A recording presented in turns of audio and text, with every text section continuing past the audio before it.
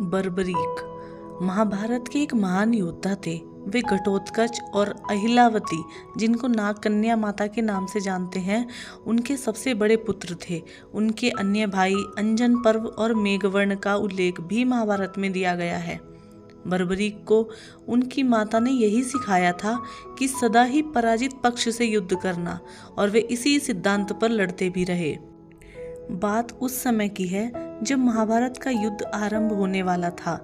भगवान श्री कृष्ण युद्ध में पांडवों के साथ थे, जिससे यह निश्चित जान पड़ रहा था कि कौरव सेना भले ही अधिक शक्तिशाली है, लेकिन जीत पांडवों की होगी।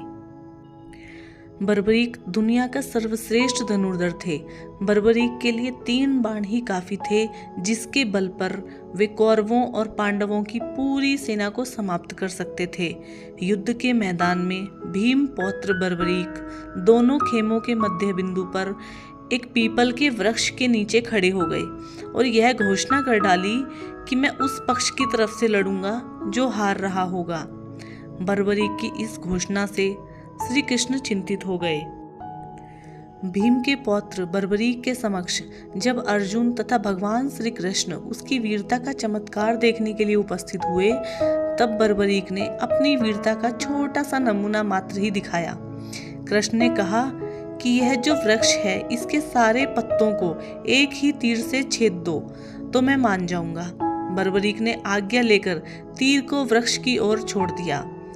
जब तीर एक एक कर सारे पत्तों को छेदता जा रहा था, उसी दौरान एक पत्ता टूटकर नीचे गिर पड़ा।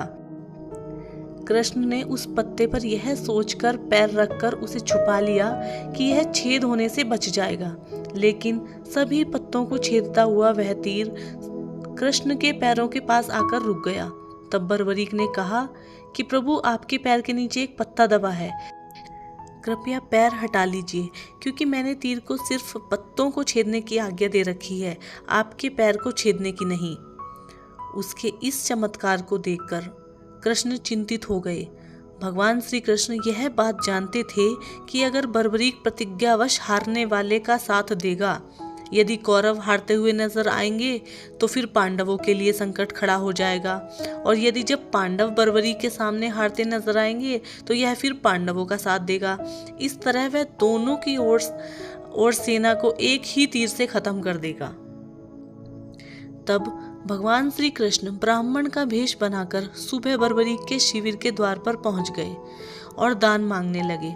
बर्बरीक ने कहा, मांगो ब्राह्मण, क्या चाहिए? ब्राह्मण रूपी कृष्ण ने कहा कि तुम दे नहीं सकोगे, लेकिन बर्बरीक कृष्ण के जाल में फंस गए और कृष्ण ने उससे उनका शीश मांग लिया। बर्बरीक द्वारा अपने पितामह पांडवों की विजय हेतु स्वेच्छा के साथ शीश दान कर दिया गया। सच जानने के बाद भी बर्बरीक ने सिर देना स्वीकार कर लिया, लेकिन एक शर्त रखी कि वह उनके विराट रूप को देखना चाहता है और महाभारत युद्ध को शुरू से लेकर अंत तक देखने की इच्छा रखता है। भगवान ने बर्बरीक की इच्छा पूरी की।